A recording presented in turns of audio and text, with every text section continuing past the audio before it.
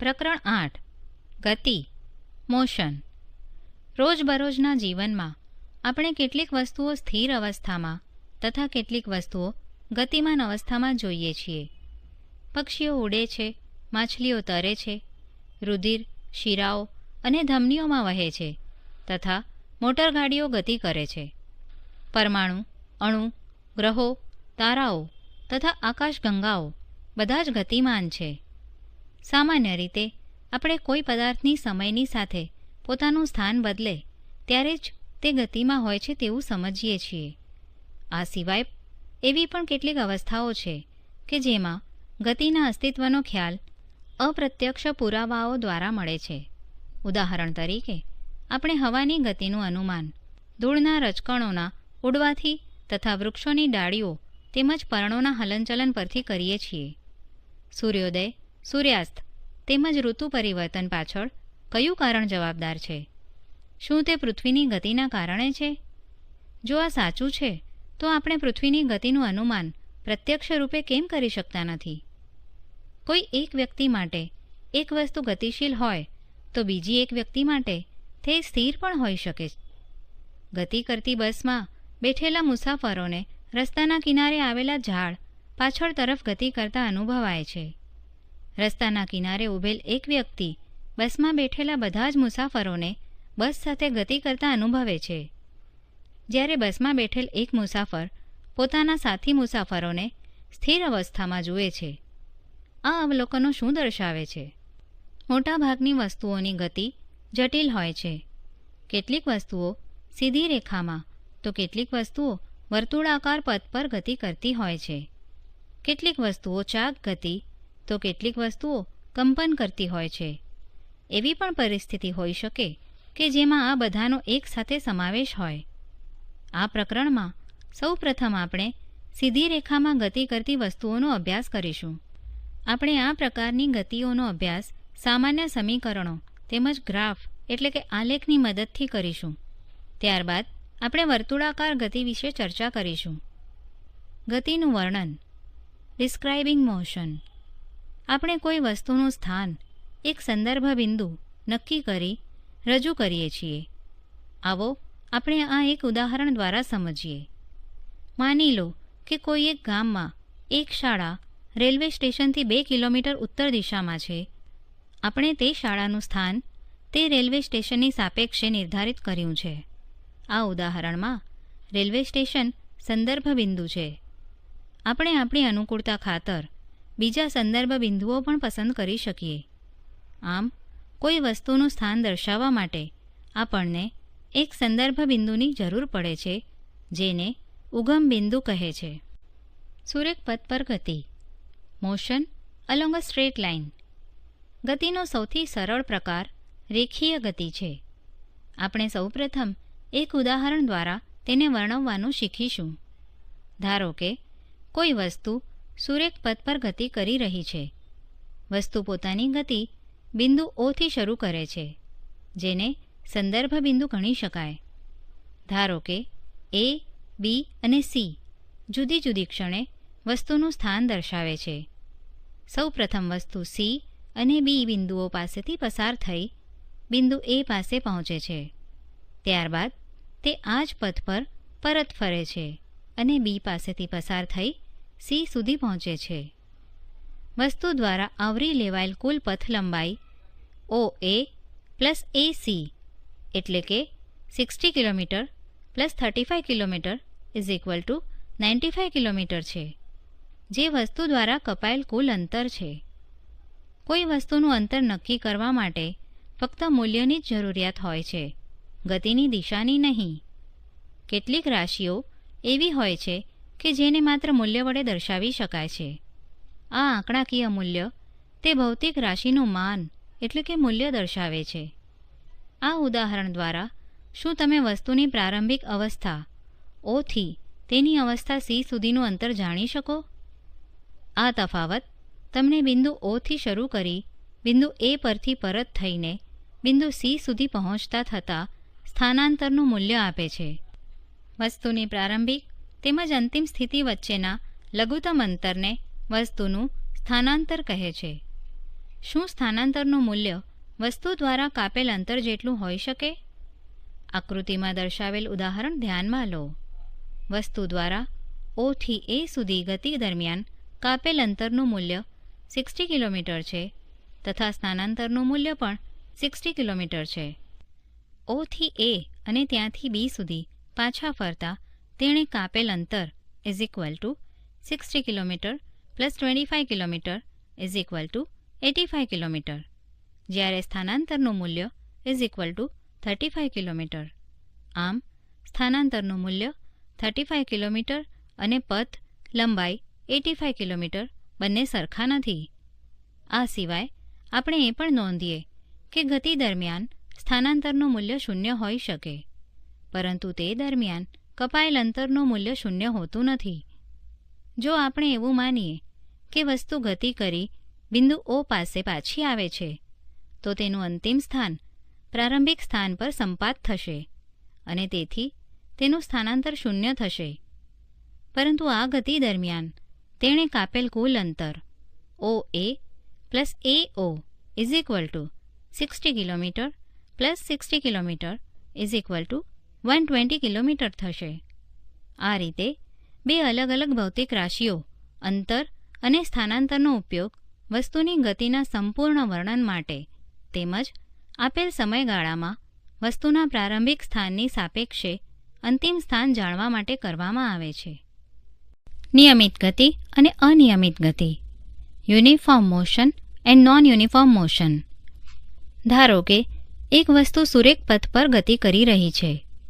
ધારો કે તે પ્રથમ કલાકમાં 50 કિલોમીટર, બીજા કલાકમાં 50 કિલોમીટર, ત્રીજા કલાકમાં 50 કિલોમીટર અને ચોથા કલાકમાં 50 કિલોમીટર અંતર કાપે છે. આમ વસ્તુ સમાન સમયગાળામાં સરખું અંતર કાપતી હોવાથી આવી ગતિને નિયમિત ગતિ કહે છે. આ જ પ્રકારની ગતિમાં સમયગાળો નાનો કે મોટો હોઈ શકે.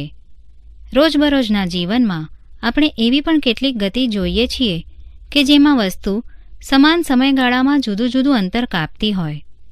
ઉદાહરણ તરીકે ભીડવાળા રોડ પર ગતિ કરતી કાર અથવા બાગમાં જોગિંગ કરતી વ્યક્તિ, જે અનિયમિત ગતિના કેટલાક ઉદાહરણો છે. ગતિના દરનું માપન, measuring the rate of motion. આકૃતિમાં દર્શાવેલ બે સ્થિતિઓ ધ્યાનમાં લો. આકૃતિમાં જો દડાને ફેંકવાની ગતિ એટલે કે બોલિંગ 143 કિલોમીટર પર આર હોય તો તેનો અર્થ શું થાય?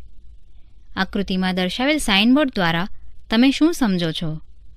આપેલ ચોક્કસ અંતર કાપવા માટે અલગ અલગ વસ્તુઓ અલગ અલગ સમય લે છે. તેમાંથી કેટલીક વસ્તુઓ ઝડપથી ગતિ કરતી હોય છે, જ્યારે કેટલીક વસ્તુઓ ધીમે ધીમે ગતિ કરતી હોય છે. વસ્તુઓનો ગતિ દર જુદો જુદો હોઈ શકે, તેમજ જુદી જુદી વસ્તુઓ સમાન દરથી પણ ગતિ કરી શકે. વસ્તુનો ગતિ દર શોધવાની એક રીત એવી છે જેમાં એકમ સમયગાળામાં વસ્તુએ કાપેલું અંતર શોધવામાં આવે છે. આ રાશિને ઝડપ કહે છે. ઝડપનો SI એકમ મીટર પ્રતિ સેકન્ડ છે.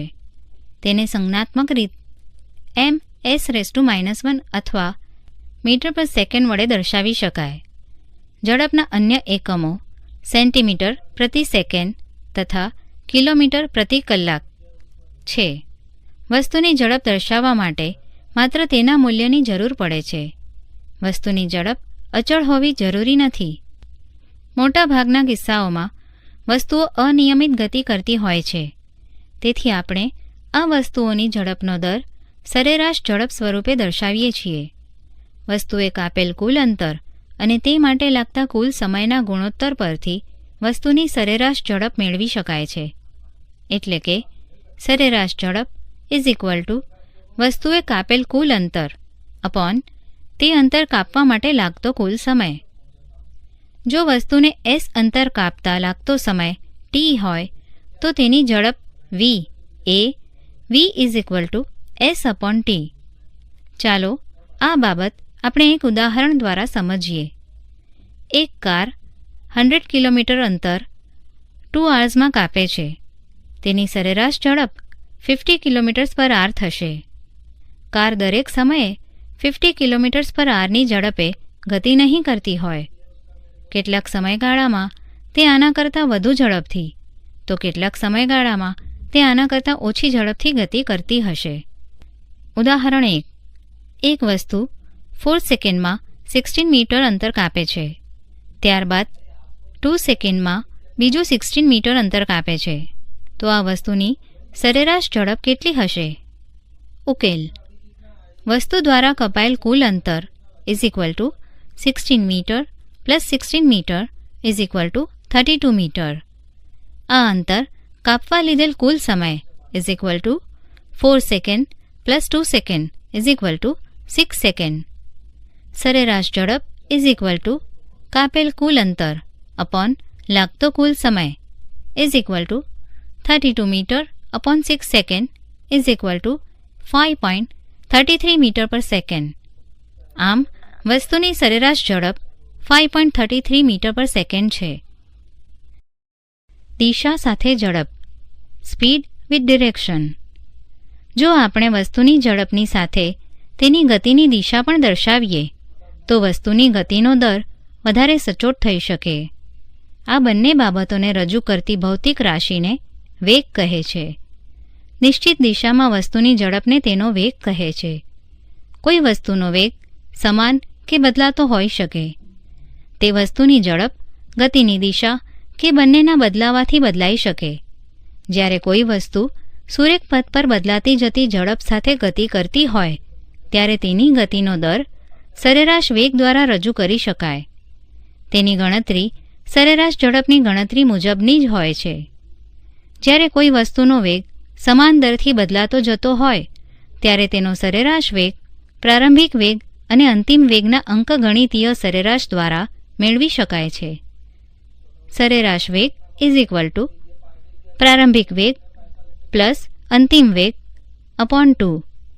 ગાણિતિક રીતે v average is equal to u plus v upon 2, જ્યાં વી એવરેજ એ વસ્તુનો સરેરાશ વેગ, યુ વસ્તુનો પ્રારંભિક વેગ તથા વી વસ્તુનો અંતિમ વેગ છે.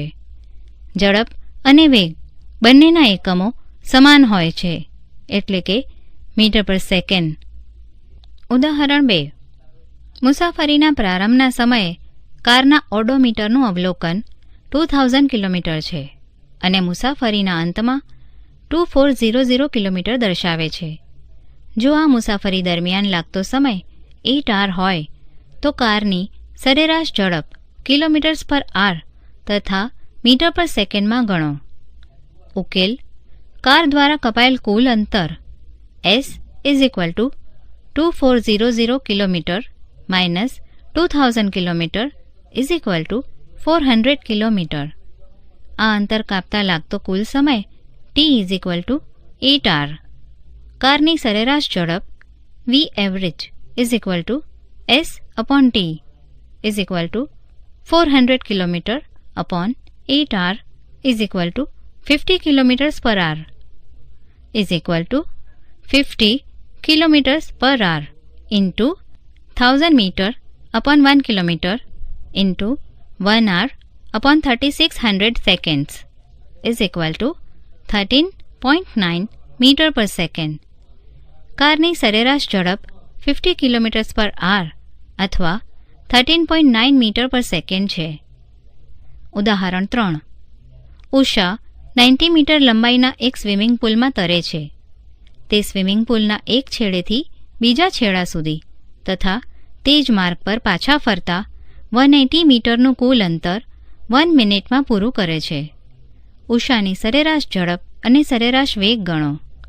ઉકેલ: ઉષાએ 1 મિનિટમાં કાપેલ કુલ અંતર 180 મીટર છે. 1 મિનિટમાં ઉષાનું સ્થાનાંતર ઇઝ ઇક્વલ ટુ 0 મીટર. સરેરાશ ઝડપ ઇઝ ઇક્વલ ટુ કાપેલ કુલ અંતર અપોન લાગતો કુલ સમય is equal to 180 metre upon 1 minute is equal to 180 metre upon 1 minute into 1 minute upon 60 seconds is equal to 3 metre per second. સરેરાશ વેગ ઇઝ ઇક્વલ ટુ સ્થાનાંતર અપોન લાગતો કુલ સમય is equal to 0 metre upon 60 seconds is equal to 0 metre per second. ઉષાની સરેરાશ ઝડપ 3 metre per second અને સરેરાશ વેગ 0 મીટર પર સેકન્ડ છે. વેગના ફેરફારનો દર rate of change of velocity. કોઈ વસ્તુની સુરેખ પથ પર નિયમિત ગતિ દરમિયાન તેનો વેગ સમય સાથે અચળ રહે છે. આ કિસ્સામાં કોઈપણ સમયગાળામાં વસ્તુના વેગના ફેરફારનો દર 0 છે. જો કે અનિયમિત ગતિમાં વેગ સમય સાથે બદલાય છે. તેનું મૂલ્ય જુદા જુદા સમયે તેમજ જુદા જુદા બિંદુઓ પાસે જુદું જુદું હોય છે. તેથી કોઈપણ સમયગાળામાં વસ્તુના વેગના ફેરફારનો દર 0 હોતો નથી. તો શું હવે આપણે વસ્તુના વેગમાં થતા ફેરફારને દર્શાવી શકીએ? આ પ્રશ્નના જવાબ માટે આપણે એક અન્ય ભૌતિક રાશિ પ્રવેગ વિશે પરિચય મેળવવો પડશે કે જે એકમ સમયમાં વસ્તુના વેગમાં થતા ફેરફારનું માપ છે. એટલે કે પ્રવેગ ઇઝ ઇક્વલ ટુ વેગમાં થતો ફેરફાર અપોન તે માટે લીધેલ સમય. જો કોઈ વસ્તુનો પ્રારંભિક વેગ u t સમયમાં બદલાઈને અંતિમ વેગ v થતો હોય તો તેનો પ્રવેગ a is equal to v minus u upon t. આ પ્રકારની ગતિને પ્રવેગી ગતિ કહે છે. જો પ્રવેગ વેગની દિશામાં હોય તો તેને ધન અને જો વેગની વિરુદ્ધ દિશામાં હોય તો ઋણ લેવામાં આવે છે. પ્રવેગનો SI એકમ મીટર પર સેકન્ડ સ્ક્વેર છે. જો કોઈ વસ્તુ સુરેખ પથ પર ગતિ કરતી હોય અને તેનો વેગ સમાન સમયગાળામાં સમાન રીતે વધતો કે ઘટતો હોય તો વસ્તુનો પ્રવેગ અચળ ગણાય છે. મુક્ત પતન કરતા પદાર્થની ગતિ અચળ પ્રવેગી ગતિનું ઉદાહરણ છે. બીજી રીતે જોઈએ તો જો કોઈ વસ્તુનો વેગ અસમાન દરથી બદલાતો હોય તો તેની ગતિ અસમાન પ્રવેગી ગણી શકાય. ઉદાહરણ તરીકે જો એક કાર સુરેખ પથ પર ગતિ કરતી હોય અને સમાન સમયગાળામાં અસમાન માત્રામાં તેના વેગમાં ફેરફાર થતો હોય તો કારની ગતિ અસમાન પ્રવેગી કહેવાય. ઉદાહરણ 4. સ્થિર અવસ્થામાંથી રાહુલ પોતાની સાયકલ ચલાવવાનું શરૂ કરે છે અને 30 સેકન્ડ્સમાં 6 મીટર પર સેકન્ડનો વેગ પ્રાપ્ત કરે છે. હવે તે એવી રીતે બ્રેક મારે છે કે જેથી સાયકલનો વેગ ત્યારબાદની 5 સેકન્ડમાં ઘટીને 4 મીટર પર સેકન્ડ થઈ જાય છે. આ બંને કિસ્સાઓમાં સાયકલના પ્રવેગની ગણતરી કરો. ઉકેલ. પ્રથમ કિસ્સામાં પ્રારંભિક વેગ u ઇઝ ઇક્વલ ટુ 0, અંતિમ વેગ v is equal to 6 metre per second, સમય t is equal to 30 second. સમીકરણ પરથી a is equal to v minus u upon t. u, v અને t ના આપેલ મૂલ્યો ઉપરના સમીકરણમાં મૂકતા a is equal to 6 metre per second minus 0 metre per second upon 30 second. a is equal to 0.2 metre per second square. બીજા કિસ્સામાં પ્રારંભિક વેગ u is equal to 6 metre per second, અંતિમ વેગ v is equal to 4 metre per second, સમય t is equal to 5 second. તેથી a is equal to 4 metre per second minus 6 metre per second upon 5 second is equal to minus 0.4 metre per second square. આમ સાયકલનો પ્રથમ કિસ્સામાં પ્રવેગ 0.2 metre per second square છે અને બીજા કિસ્સામાં minus 0.4 metre per second square છે. ગતિનું આલેખીય નિરૂપણ. Graphical representation of motion. ઘણી બધી ઘટનાઓની મૂળભૂત જાણકારી આલેખ દ્વારા સરળતાપૂર્વક મળી શકે છે. ઉદાહરણ તરીકે કોઈ એક દિવસીય ક્રિકેટ મેચના પ્રસારણ દરમિયાન કોઈ ટીમ દ્વારા પ્રત્યેક ઓવરમાં બનાવેલ રનના દરને ઊભા સ્તંભ એટલે કે ઊભી લીટી અથવા બારવાળા આલેખ વડે દર્શાવાય છે. તમે ગણિતમાં અભ્યાસ કર્યો છે તે મુજબ સુરેખ આલેખની મદદથી બે ચલો ધરાવતા રેખીય સમીકરણનો ઉકેલ મેળવી શકાય છે. કોઈ વસ્તુની ગતિને દર્શાવવા માટે આપણે સુરેખ આલેખનો ઉપયોગ કરીએ છીએ. આ કિસ્સામાં સુરેખ આલેખ કોઈ એક ભૌતિક રાશિ પરની નિર્ભરતા દર્શાવે છે, જેમ કે અંતર કે વેગની કોઈ બીજી ભૌતિક રાશિ સમય પરની નિર્ભરતા. અંતર સમય આલેખો ડિસ્ટન્સ ટાઈમ ગ્રાફ્સ. કોઈ વસ્તુના સ્થાનમાં સમયની સાપેક્ષમાં થતો ફેરફાર એક સુવિધાજનક સ્કેલ પસંદ કરી અંતર સમયના આલેખ દ્વારા દર્શાવી શકાય છે. આ આલેખમાં સમયને એક્સ અક્ષ પર તથા અંતરને વાય અક્ષ પર લેવામાં આવે છે. અંતર સમયના આલેખને વસ્તુની વિવિધ અવસ્થાઓ માટે દર્શાવી શકાય છે, જેમ કે સમાન ઝડપ, અસમાન ઝડપ, સ્થિર સ્થિતિ વગેરે. આપણે જાણીએ છીએ કે જ્યારે કોઈ વસ્તુ સમાન સમયગાળામાં સમાન અંતર કાપે ત્યારે તે અચળ ઝડપથી ગતિ કરે છે, જે દર્શાવે છે કે વસ્તુએ કાપેલ અંતર સમયના સમપ્રમાણમાં છે. આમ અચળ ઝડપ માટે અંતર વિરુદ્ધ સમયનો આલેખ સીધી રેખા મળે છે, જે આકૃતિમાં દર્શાવેલ છે. આલેખનો OB ભાગ દર્શાવે છે કે અંતર સમાન દરથી વધી રહ્યું છે. અહીં નોંધો કે જો તમે વાય અક્ષ પર વસ્તુએ કાપેલા અંતરના મૂલ્ય જેટલું જ તેણે કરેલા સ્થાનાંતરનું મૂલ્ય લો તો તમે અચળ ઝડપને બદલે અચળ વેગ એવું પદ વાપરી શકો. આપણે અંતર સમયના આલેખનો ઉપયોગ વસ્તુની ઝડપ શોધવા માટે કરી શકીએ છીએ.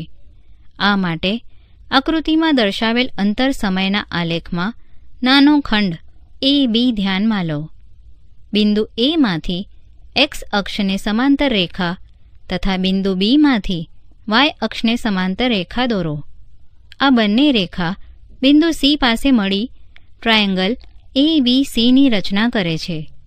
હવે આલેખમાં AC સમયગાળો T2 - T1 જ્યારે BC તેને અનુરૂપ અંતર S2 - S1 દર્શાવે છે. આપણે આલેખ પરથી જોઈ શકીએ છીએ કે વસ્તુ A થી B સુધી ગતિ કરે તે દરમિયાન T2 - T1 સમયગાળામાં તે S2 - S1 અંતર કાપે છે. તેથી વસ્તુની ઝડપ V નીચે પ્રમાણે દર્શાવી શકાય: V = S2 - S1 upon T2 - T1. આ જ રીતે આપણે અંતર સમયનો આલેખ પ્રવેગી ગતિ માટે પણ દોરી શકીએ. કોષ્ટકમાં એક કાર દ્વારા 2 સેકન્ડના સમયગાળા દરમિયાન કાપેલ અંતર દર્શાવ્યું છે. કારની ગતિ માટે અંતર સમયનો આલેખ આકૃતિમાં દર્શાવ્યો છે.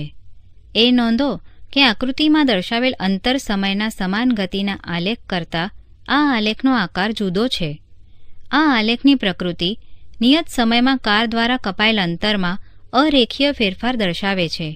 માટે આકૃતિમાં દર્શાવેલ આલેખ અસમાન ઝડપવાળી ગતિ દર્શાવે છે. વેગ સમયનો આલેખ વેલોસિટી ટાઈમ ગ્રાફ્સ. સુરેખ પથ પર ગતિ કરતી એક વસ્તુના વેગમાં સમય સાથે થતા ફેરફારને વેગ સમયના આલેખ દ્વારા દર્શાવાય છે. આ આલેખમાં સમયને એક્સ અક્ષ પર અને વેગને વાય અક્ષ પર દર્શાવ્યો છે. જો વસ્તુ સમાન વેગથી ગતિમાન હોય તો સમય સાથે વેગ સમયના આલેખની ઊંચાઈમાં કોઈ ફેરફાર થતો નથી. તેથી તે એક્સ અક્ષને સમાંતર એક સીધી રેખા હશે. 40 km/h ના અચળ વેગથી ગતિ કરતી કાર માટે વેગ સમયનો આલેખ દર્શાવે છે. આપણે જાણીએ છીએ કે અચળ વેગથી ગતિ કરતી વસ્તુના વેગ અને સમયના ગુણાકાર પરથી તેનું સ્થાનાંતર મળે છે. વેગ સમયના આલેખ અને સમયની અક્ષ વડે ઘેરાયેલા ભાગનું ક્ષેત્રફળ વસ્તુના સ્થાનાંતરનું મૂલ્ય આપે છે. આકૃતિ દ્વારા T1 થી T2 સમયગાળા દરમિયાન કાર દ્વારા કપાયેલ અંતર શોધવા માટે T1 અને T2 સમયને અનુરૂપ બિંદુઓ પરથી આલેખ પર લંબ દોરો. 40 km/h ના વેગને ઊંચાઈ AC અથવા BD વડે તથા સમય T2 - T1 ને લંબાઈ AB થી દર્શાવેલ છે. તેથી T2 - T1 સમયગાળામાં કાર દ્વારા કપાયેલ અંતર S નીચે પ્રમાણે શોધી શકાય છે: S = AC × CD = 40 km/h into T2 - T1 into H = 40 T2 - T1 kilometers = લંબચોરસ AB DC નું ક્ષેત્રફળ આકૃતિમાં દર્શાવેલ છાયાંકિત ભાગ. વેગ સમયના આલેખ દ્વારા આપણે અચળ પ્રવેગી ગતિનો અભ્યાસ પણ કરી શકીએ છીએ. ધારો કે એક કારના એન્જિનની ચકાસણી માટે તેને એક સુરેખ પથ પર ગતિ કરાવવામાં આવે છે. ડ્રાઈવરની બાજુમાં બેઠેલ એક વ્યક્તિ દર 5 સેકન્ડ્સ બાદ કારના સ્પીડોમીટરનું અવલોકન લે છે. જુદા જુદા સમય માટે કારનો વેગ મીટર પર સેકન્ડ તથા કિલોમીટર પર આરમાં કોષ્ટકમાં દર્શાવેલ છે. આ કિસ્સામાં કારની ગતિ માટે વેગ સમયનો આલેખ આકૃતિમાં દર્શાવેલ છે. આલેખનો આકાર દર્શાવે છે કે સમાન સમયગાળામાં વેગમાં થતો ફેરફાર સમાન છે. આમ બધી જ અચળ પ્રવેગી ગતિ માટે વેગ સમયનો આલેખ સીધી રેખા હોય છે. તમે વેગ સમયના આલેખ દ્વારા કાર વડે કપાયેલું અંતર પણ માપી શકો છો. વેગ સમયના આલેખ નીચે ઘેરાયેલ ભાગનું ક્ષેત્રફળ આપેલ સમયગાળામાં કાર દ્વારા કપાયેલ અંતર એટલે કે સ્થાનાંતરનું મૂલ્ય દર્શાવે છે. જો કાર અચળ વેગથી ગતિ કરતી હોય તો આલેખમાં દર્શાવેલ ભાગ એ બી સી ડી તેને કાપેલ અંતર દર્શાવે. પરંતુ કારનો વેગ પ્રવેગી ગતિના કારણે બદલાતો હોવાથી કાર દ્વારા કપાયેલ અંતર એસ વેગ સમયના આલેખમાં દર્શાવેલ ક્ષેત્રફળ એ બી સી ડી ઈ દ્વારા મેળવી શકાય છે. S is equal to A B C D ઈનું ક્ષેત્રફળ ઇઝ ઇક્વલ ટુ લંબચોરસ એ બી સી ડીનું ક્ષેત્રફળ પ્લસ ત્રિકોણ એ ડી ઈનું ક્ષેત્રફળ is equal to A B into B C plus 1/2 A D into D E. અનિયમિત પ્રવેગી ગતિના કિસ્સામાં વેગ સમયનો આલેખ ગમે તે આકારનો હોઈ શકે. આકૃતિમાં વેગ સમયનો આલેખ દર્શાવે છે કે વસ્તુની ગતિ એવી છે કે વેગ એ સમય સાથે ઘટતો જાય છે. જ્યારે આકૃતિમાં કોઈ વસ્તુના વેગમાં અસમાન ફેરફાર વેગ સમયના આલેખમાં દર્શાવેલ છે. આલેખીય રીત વડે ગતિના સમીકરણો equations of motion by graphical method. કોઈ વસ્તુ સુરેખ પથ પર અચળ પ્રવેગથી ગતિ કરતી હોય તો તેના વેગ, ગતિ દરમિયાન તેના પ્રવેગ તથા તેના દ્વારા નિશ્ચિત સમયગાળામાં કાપેલ અંતર વચ્ચેનો સંબંધ સમીકરણો દ્વારા સ્થાપિત કરી શકાય છે, જેને ગતિના સમીકરણો કહે છે. આ પ્રકારના 3 સમીકરણો નીચે પ્રમાણે છે. v is equal to u plus a t, s is equal to u t plus 1/2 a t square, 2as is equal to v square minus u square, જ્યાં યુ એ ટી સમયે એ જેટલા અચળ પ્રવેગથી ગતિ કરતી વસ્તુનો પ્રારંભિક વેગ અને વી અંતિમ વેગ છે. જ્યારે વસ્તુ દ્વારા ટી સમયમાં કપાયેલ અંતર s છે, વેગ અને સમય વચ્ચેનો સંબંધ દર્શાવે છે. જ્યારે સ્થાન અને સમય વચ્ચેનો સંબંધ દર્શાવે છે કે જે વેગ તેમજ સ્થાન વચ્ચેનો સંબંધ દર્શાવે છે, તેને પરથી ટીનો લોપ કરીને મેળવી શકાય છે. આ ત્રણેય સમીકરણોને આલેખીય રીત વડે તારવી શકાય છે. વેગ સમય સંબંધ માટેનું સમીકરણ equation for velocity time relation. અચળ પ્રવેગથી ગતિ કરતી વસ્તુનો આલેખ આકૃતિમાં દર્શાવેલ છે. આ આલેખ પરથી તમે જોઈ શકો છો કે વસ્તુનો પ્રારંભિક વેગ u છે બિંદુ A પાસે, અને તે ટી સમયમાં વધીને v બિંદુ B પાસે જેટલો થાય છે. વેગ એક સમાન દર a થી બદલાય છે. બિંદુ B થી બે લંબ BC અને BE અનુક્રમે સમય તથા વેગની અક્ષો પર દોરેલ છે. પ્રારંભિક વેગ OA દ્વારા અંતિમ વેગ BC દ્વારા તથા સમયગાળા t ને OC દ્વારા દર્શાવેલ છે. BD is equal two BC minus CD A T સમયગાળામાં વેગમાં થતો ફેરફાર દર્શાવે છે. હવે OC ને સમાંતર AD રેખા દોરો. આલેખ પરથી આપણે જોઈ શકીએ છીએ કે BC is equal two BD plus DC is equal two BD plus OA. હવે BC is equal to V અને OA is equal to U મૂકતા આપણને V is equal two BD plus U અથવા BD is equal to V minus U મળે છે.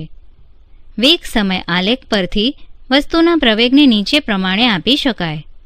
a is equal two વેગમાં થતો ફેરફાર upon લીધેલ સમય is equal two bd upon ad is equal two bd upon oc. oc is equal to t મૂકતા આપણને a is equal two bd upon t મળે છે અથવા bd is equal two at.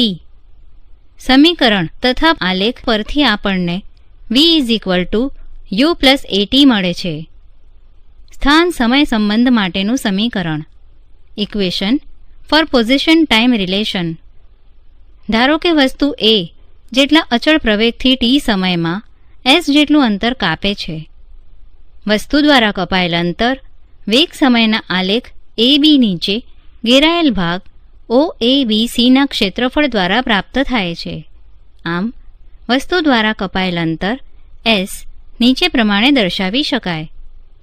s is equal two OABC નું ક્ષેત્રફળ કે જે સમલંબ ચતુષ્કોણ છે ઇઝ ઇક્વલ ટુ લંબચોરસ OADC નું ક્ષેત્રફળ પ્લસ ત્રિકોણ ABD નું ક્ષેત્રફળ is equal to OA into OC plus 1/2 AD into BD. OA is equal to U, OC is equal two AD is equal to T તથા BD is equal two AT મૂલ્યો મૂકતા આપણને S is equal to U into T plus 1/2 T into AT અથવા S is equal to UT plus 1/2 AT square મળે છે. સ્થાન વેગ સંબંધ માટેનું સમીકરણ equation for position velocity relation.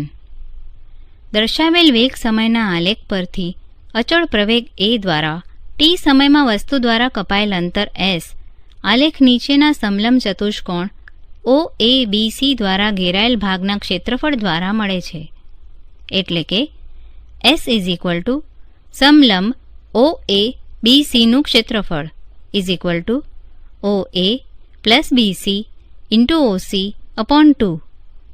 OA is equal to U, BC is equal to V તથા OC is equal to T મૂકતા S is equal to U plus V into T upon 2.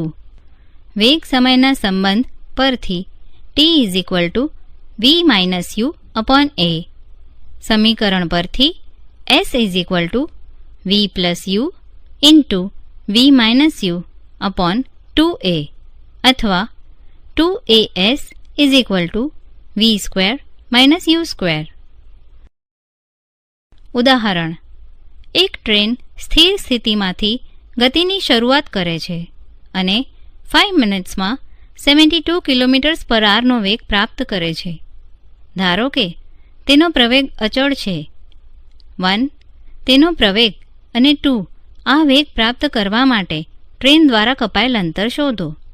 ઉકેલ: આપણને u is equal to 0, v is equal two 72 km/h is equal to 20 m/s અને t is equal to 5 minutes is equal two 300 seconds આપેલ છે. 1. સમીકરણ પરથી આપણે જાણીએ છીએ કે a is equal to v minus u upon t is equal to 20 m/s minus 0 m/s upon 300 seconds is equal two 1/15 m/s². 2. સમીકરણ પરથી આપણે જાણીએ છીએ કે 2as is equal to v square minus u square is equal to v square minus 0. તેથી s is equal to v square upon 2a is equal to 20 m/s² upon 2 into 1/15 m/s² is equal to 3000 metre is equal to 3 kilometre. ટ્રેનનો પ્રવેગ 1/15 m/s² તથા તેણે કાપેલ અંતર 3 kilometre છે. ઉદાહરણ: એક car અચળ પ્રવેગથી 5 સેકન્ડ્સમાં 18 km/h થી 36 કિલોમીટર પર આરનો વેગ પ્રાપ્ત કરે છે તો તેનો પ્રવેગ તથા આ સમયગાળામાં કાપેલ અંતર શોધો. ઉકેલ: આપણને u = 18 km/h = 5 metre per second, v = 36 km/h = 10 metre per second અને t = 5 સેકન્ડ આપેલ છે. સમીકરણ પરથી a = v - u / t = 10 metre per second - 5 metre per second / 5 second = 1 metre per second square. સમીકરણ પરથી આપણે જાણીએ છીએ કે s = ut + 1/2at² = 5 metre per second × 5 second plus 1/2 × 1 metre per second square × 5 second square = 25 metre plus 12.5 metre = 37.5 metre. આમ કારનો પ્રવેગ 1 metre per second square અને તેના દ્વારા કપાયેલ અંતર 37.5 મીટર છે. ઉદાહરણ: એક કારમાં બ્રેક મારતા તેમાં ગતિની વિરુદ્ધ દિશામાં 6 મીટર પર સેકન્ડ સ્ક્વેરનો પ્રવેગ ઉત્પન્ન થાય છે. જો કાર બ્રેક માર્યા બાદ 2 સેકન્ડ પછી રોકાતી હોય તો આ સમય દરમિયાન તેણે કાપેલ અંતર શોધો. ઉકેલ: આપણને a = -6 metre per second square, t = 2 second તથા v = 0 મીટર પર સેકન્ડ આપેલ છે. સમીકરણ પરથી આપણે જાણીએ છીએ કે v = u + at, 0 = u + -6 metre per second square × 2 second. Therefore, u = 12 metre per second. સમીકરણ પરથી s = ut + 1/2 at² = 12 metre per second × 2 second plus 1/2 -6 metre per second square × 2 second square = 24 metre -12 metre = 12 metre. આમ કાર રોકાય તે પહેલાં 12 metre અંતર કાપે છે. શું હવે તમે એ વાતનું મહત્ત્વ સમજો છો કે રસ્તા પર ગાડી ચલાવતી વખતે ડ્રાઈવરે બીજી ગાડીથી હંમેશા અમુક અંતર રાખવું કેમ જરૂરી છે? નિયમિત વર્તુળ ગતિ, યુનિફોર્મ સર્ક્યુલર મોશન. જ્યારે કોઈ વસ્તુના વેગમાં ફેરફાર થાય ત્યારે આપણે એમ કહીએ છીએ તે વસ્તુ પ્રવેગિત ગતિ કરી રહી છે. વેગમાં થતો આ ફેરફાર વેગના મૂલ્યમાં કે દિશામાં કે બંનેમાં થતા ફેરફારને કારણે હોઈ શકે. શું તમે એક એવા ઉદાહરણનો વિચાર કરી શકો કે જેમાં વસ્તુ પોતાના વેગનું મૂલ્ય નથી બદલતી પરંતુ દિશા બદલે છે? કોઈ બંધ માર્ગ પર ગતિ કરતી વસ્તુનું ઉદાહરણ ધ્યાનમાં લો. આકૃતિમાં એક એથ્લેટ એટલે કે દોડવીરની ગતિનો લંબચોરસ ગતિપથ ABCD દર્શાવ્યો. ધારો કે એથ્લેટ ગતિપથના સીધા ભાગો AB, BC, CD અને DA પર એક સમાન વેગથી ગતિ કરી રહ્યો છે. તે પોતાને ગતિપથ પર જ રાખવા માટે ખૂણાઓ પાસે પોતાની ગતિની દિશા ઝડપથી બદલે છે. એક ચક્કર પૂરું કરવા માટે તેણે કેટલી વાર પોતાની ગતિની દિશા બદલવી પડશે? એ સ્પષ્ટ છે કે લંબચોરસ ગતિપથ પર એક ચક્કર દરમિયાન તેણે 4 વખત પોતાની ગતિની દિશા બદલવી પડશે. હવે ધારો કે લંબચોરસ ગતિપથના બદલે એથ્લેટ આકૃતિમાં દર્શાવેલ ષટકોણ આકારના ગતિપથ ABCDEF પર દોડી રહ્યો હોય. આ પરિસ્થિતિમાં એક ચક્કર દરમિયાન એથ્લેટ પોતાની ગતિની દિશામાં 6 વાર ફેરફાર કરશે. જો ગતિપથ ષટકોણના બદલે અષ્ટકોણ ABCDEFGH હોય તો શું થશે? આમ જોઈ શકાય છે કે ગતિપથની બાજુઓની સંખ્યા વધે તેમ એથ્લેટને પોતાની ગતિની દિશામાં કરવો પડતો ફેરફાર પણ વધે છે. જો આપણે અનંત સંખ્યામાં ગતિપથની બાજુઓ વધારીએ તો તે ગતિપથનો આકાર કેવો થાય? અને જો તમે આ પ્રકારે કરો છો તો તમે જોઈ શકશો કે ગતિપથનો આકાર વર્તુળ બની જાય છે અને દરેક બાજુઓની લંબાઈ ઘટીને બિંદુવત બનશે. જો એથ્લેટ વર્તુળાકાર પથ પર અચળ મૂલ્ય ધરાવતા વેગથી દોડતો હોય તો તેના વેગમાં થતો ફેરફાર માત્ર ગતિની દિશા બદલાવાને કારણે જ થશે. આમ વર્તુળાકાર પથ પર દોડતો એથ્લેટ પ્રવેગિત ગતિનું ઉદાહરણ છે. આપણે જાણીએ છીએ કે r ત્રિજ્યાના વર્તુળનો પરિઘ 2πr હોય છે. જો એથ્લેટ r ત્રિજ્યાવાળા વર્તુળાકાર પથ પર એક ચક્કર પૂર્ણ કરવા માટે t સેકન્ડ લેતો હોય તો તેનો વેગ v = 2πr/t થશે. જ્યારે કોઈ વસ્તુ વર્તુળાકાર પથ પર અચળ ઝડપે ગતિ કરતી હોય ત્યારે તેની ગતિને નિયમિત વર્તુળ ગતિ કહે છે. પ્રવૃત્તિ: દોરીનો એક ટુકડો લઈ તેના કોઈ એક છેડે પથ્થરનો નાનો ટુકડો બાંધો. દોરીના બીજા છેડાને પકડીને પથ્થરને અચળ ઝડપથી વર્તુળાકાર પથ પર ગતિ કરાવો, જે આકૃતિમાં દર્શાવેલ છે. હવે દોરીને પથ્થર સહિત છોડી દો. શું તમે કહી શકો કે દોરી છોડ્યા બાદ પથ્થર કઈ દિશામાં ગતિ કરશે? આ પ્રવૃત્તિનું વારંવાર પુનરાવર્તન કરીને વર્તુળાકાર પથના જુદા જુદા બિંદુઓ પાસેથી પથ્થરને છોડો અને જુઓ કે પથ્થરની ગતિની દિશા સમાન છે કે નહીં. જો તમે ધ્યાનપૂર્વક જોશો તો તમને દેખાશે કે પથ્થરને મુક્ત કરતા તે વર્તુળાકાર પથ પરના તે બિંદુ પાસેના સ્પર્શકની દિશામાં સુરેખ પથ પર ગતિ કરે છે, કારણ કે જ્યારે પથ્થરને છોડવામાં આવે ત્યારે તે ક્ષણે તે જે દિશામાં ગતિ કરતો હોય તે જ દિશામાં ગતિ ચાલુ રાખશે.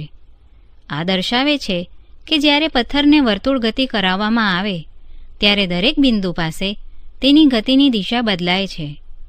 જ્યારે કોઈ એથ્લેટ રમતગમતની હરીફાઈમાં ઘોડો કે ચક્ર ફેંકે છે ત્યારે તે ઘોડા કે ચક્રને હાથમાં પકડીને પોતાના શરીરને ગુમાવીને વર્તુળાકાર ગતિ આપે છે. ઇચ્છિત દિશામાં એકવાર છૂટ્યા બાદ તે ઘોડો કે ચક્ર તે જ દિશામાં ગતિ કરે છે જે દિશામાં તે છૂટતી વખતે ગતિ કરતો હોય. આ બરાબર તે જ પ્રકારે છે જેની ચર્ચા આપણે પ્રવૃત્તિમાં પથ્થરના માટે વર્ણન કરેલ હતું. વસ્તુઓની નિયમિત વર્તુળ ગતિના ઘણા બધા પરિચિત ઉદાહરણો છે, જેમ કે ચંદ્ર તેમજ પૃથ્વીની ગતિ. પૃથ્વીની ચારે તરફ વર્તુળાકાર કક્ષામાં પરિભ્રમણ કરતો ઉપગ્રહ